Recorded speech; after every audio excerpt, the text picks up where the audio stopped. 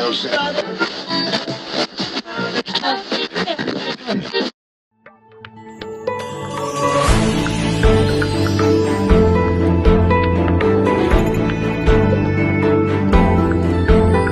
5, kind of right at the middle of my list, is Inglorious Basterds.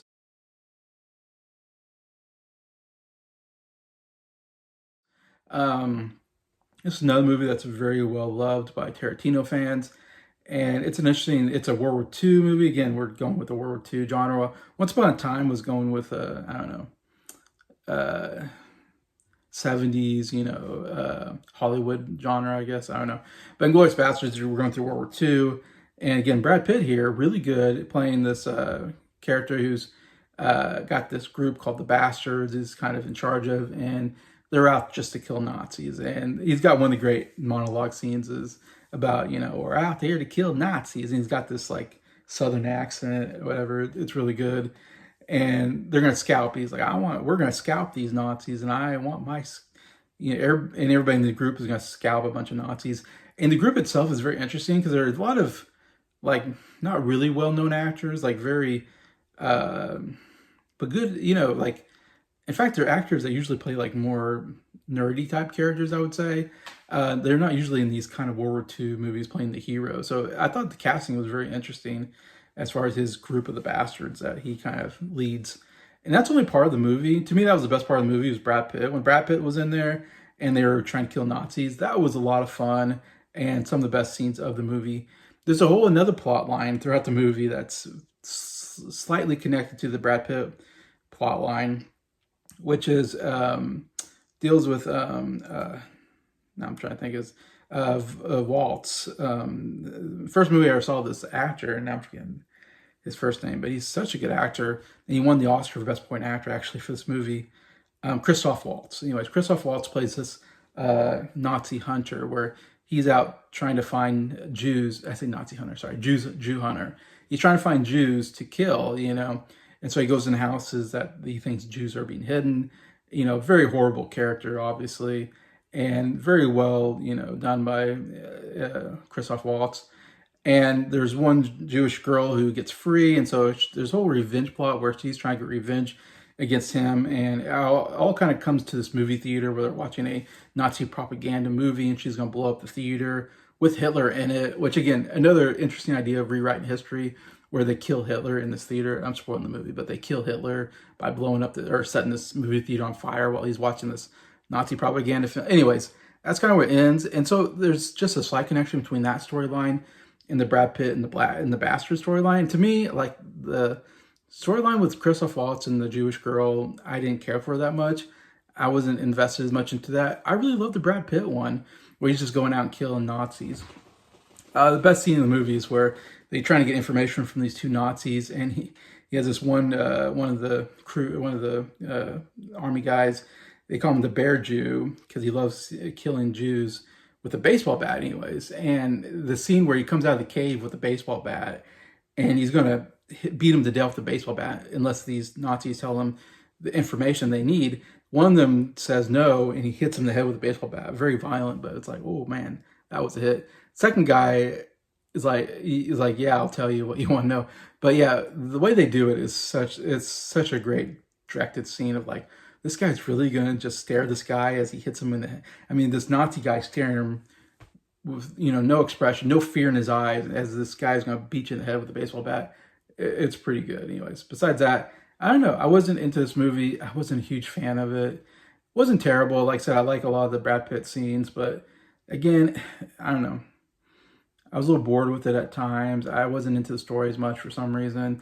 I might need to rewatch this one because I know people love it. So maybe when I watched it, I wasn't into it as much at that time. But anyways, so I have it here right in the middle. Inglorious Basterds at number 5. Number 4, I have Kill Bill Volume 1. I've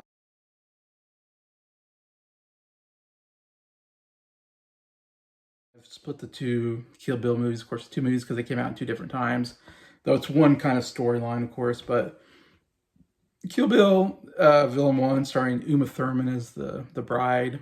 This is a really good homage to old kung fu movies, and that's what I really like about these 2 Kill Bill movies and why they're pretty high on my list. This, I wasn't a huge fan, but there are some really good moments in this movie. So it's not quite in my recommendable. Like I said, only the top three I really recommend, but there's some good moments here. Like I said, I love the whole setup of, she gets almost killed on her wedding day, and her fiance gets killed, and the family gets killed, and she's out to get revenge. It's a revenge plot, but done very well. It even begins with like a scene that happens later in the movie, and that's how they start the movie, where she has this fight scene with this one of the people that were involved with the killing at her wedding, and they're all part of this gang. Bill is the leader of this martial arts kind of assassin gang, whatever. And they're all named after snakes, which is really cool. I love that they're all Mamba, Copperhead, Cobra. I don't know. They have these cool names, anyways. But man, the fight scene in the kitchen and the one assassin is now like a mom with a wife, and she no longer does assassin stuff, and she's just like a normal like suburban housewife, and that fight scene in the kitchen, really good way to start the movie. The movie is overly violent. Like at the end, she fights the crazy 88s, and that's definitely the highlight of the movie, where it's just her and a sword fighting all these other guys with swords, and there's limbs getting chopped off, eyes getting poked out. It is crazy violent. It may be the most violent scene. She has to fight this girl who's like the Lucy Liu's like the main villain, kind of the first movie that she has to get to, and there's another girl who's a Japanese girl who's wearing like a Japanese school outfit, and she's like an assassin. Like she's very violent. It is a little too over the top violent at times, where I'm like, okay, they could scale it back a little bit. I wish it was not as violent as it is, but saying that, the choreography is really good, and it does remind me of old Japanese or old kung fu movies in some senses. And she even wears the yellow jumpsuit like Bruce Lee does in Game of Death. So I do love that homage to Bruce Lee. And yeah, of course, yeah, everything's over the top, but the dialogue's really good. This is one where I say there's some good dialogue scenes, and Uma Thurman's really good in the movie. So that's number four. Number three, I got Kill Bill Volume 2.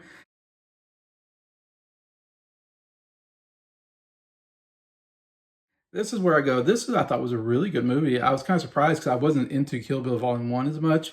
But Volume 2, I don't know. I really enjoyed the story. She really gets more into the story, her backstory of how she became, part of the assassin group. The whole, I mean, her training to be an assassin, martial arts assassin, that is just straight out of kung fu movies. I love that. Whole training sequence was great. Highlight of the movie for sure. But we do get her killing not only Bill but his brother, and then this other lady who's kind of like high up in anyway. So you got some of the great kills of the two movies, and fight scenes. Like the fight scene in the trailer is so good, and the dialogue between her and the other one, which I'm forgetting her name now, uh, Daryl Hannah, playing this other assassin lady with one eye. So good, and the dialogue between them two.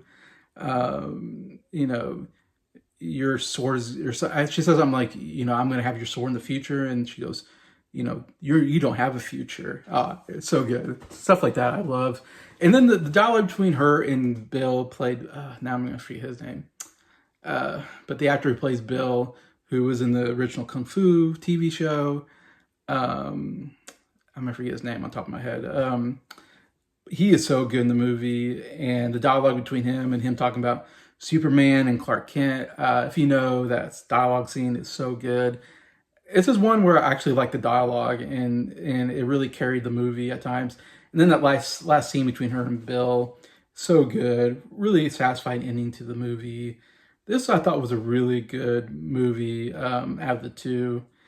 Uh, that was a good homage to kung fu movies, and was an interesting story with some good performances. So I have Kill Bill Volume 2, number three. Number two, I got Pulp Fiction. As I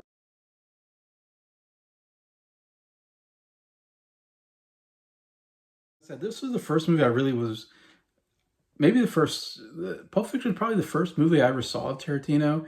And I saw it on TV because it is definitely too violent. I definitely would not have seen this in the movie theater. I was too young when it came out. But This is one, yeah, definitely. First time I kind of heard about Tarantino, and I remember again being such a big hit. I think it won best point or best screenwriting.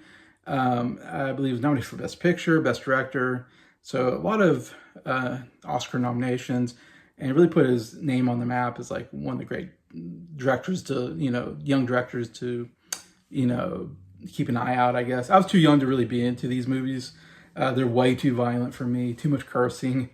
But when I finally got around to watching this movie and I was like a teenager and I caught this on TV, I was kind of blown away by the storytelling. I love the way they tell the story. I love how the scenes are out of order. Usually that doesn't work. You want to have your whole story be chronological, but somehow the way they made it not in chronological order really made the movie even cooler. Like the editing was so good that way. It's also some of the best dialogue I've ever seen out of a movie. I mean, you got and Samuel Jackson, John Travolta, kind of the main two characters here, and you got Bruce Willis as well, and Uma Thurman plays a small part here. Um, but the dialogue between Samuel Jackson and John Travolta is so good. I mean, talking about the what they call a quarter pounder. It's just a nonsense dialogue scene, but it's so fun. It's so famous. Where Royale with cheese, and then the best scene is, and Samuel Jackson, man, he nominated for Best Supporting Actor, John Travolta nominated for Best Actor, but Samuel Jackson stole every scene he was in. This is my favorite Samuel Jackson performance. He is so good in this role where he just goes into this room and he just like is playing with these guys. They know they're gonna probably die because these two guys are like hitmen, and he's like, can I eat your burger? This is a tasty burger. The Big Kahuna, and can I drink? I don't know, the way he says every word, and then when the guy starts talking, he's like, he's scary though. He's like he's playing with them, but yet he's super scary at the same time, and they're all scared of him, and he really just commands the room so well. And, say what one more time, and he's gonna shoot the guy, and I think he just shoots somebody, and then he goes, "I'm sorry, did I break your concentration?" So much good dialogue there, and ends with him quoting the Bible of, the wrath of God or whatever. He quotes that famous line from the Bible before they shoot the people. I don't know. It is such a good scene. Samuel Jackson just carries the whole scene. Such good acting by Samuel Jackson. I kind of love the character overall for that, even though they're terrible people. But there's so much to say about this. But like I said, I just love how a scene happens, and then later on another scene happens, and you go, "Oh, this scene happened before this scene," but it's played later in the movie. Oh my gosh! So I don't know. To me, I thought it was incredible. It's crazy. I've never seen anything like it before. The dialogue is so good. The characters, they're terrible but yet fun to watch, and just so many memorable stuff coming out of this movie. There's a little too much cursing. There's a little too much violence and stuff that there's stuff I would probably skip if I watch it again, but yet so memorable at the same time. So I have Pulp Fiction number two. So number one, this has been my number one ever since I saw it, and nothing surpassed it, and that is Django Unchained.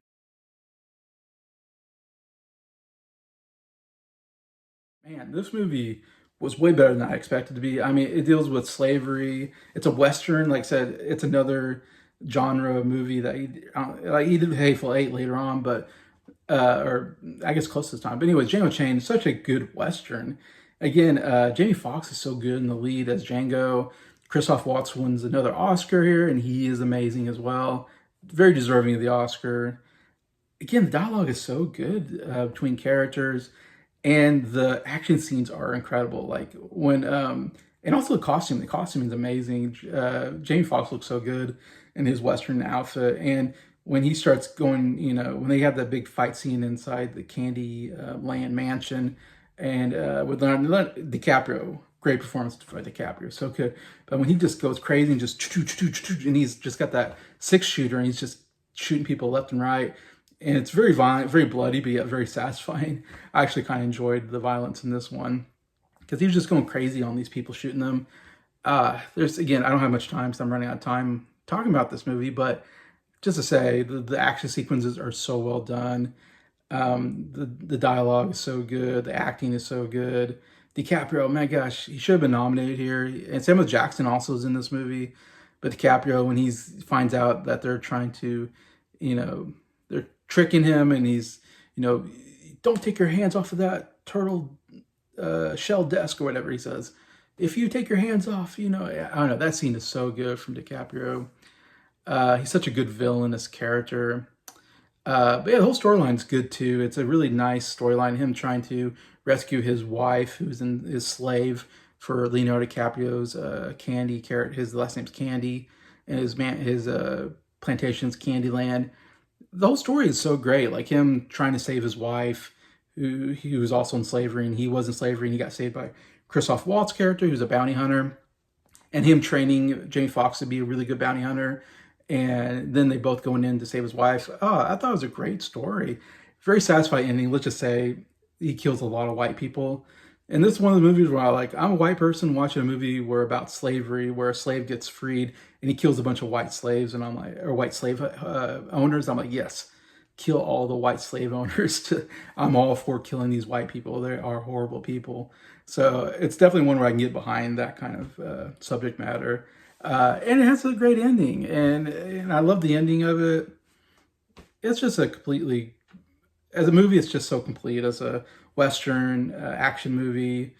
To me, the best that Tarantino's done as far as screenwriting, directing, yeah, storylines. Kill Bill ends pretty happy. A lot of movies don't end necessarily that happy. But this is definitely the happiest ending I think he's ever had in a movie that I was really satisfied with. So yeah, Django Unchained. Definitely watch this movie. It is great. You know, it is pretty violent, and there's a lot of cursing, of course. And it deals with slavery, which is not great either, but still, what an enjoyable movie anyway. So that's my number 1, and that's my 10, ranking the 10 movies of Tarantino. So please feel free to comment. What do you think about Tarantino movies? What is your favorite? Let me know. Besides that, thank you so much for watching this video. Thank you for liking it. Thanks to all my subscribers for supporting the channel. I appreciate you all, and I hope you have a good day.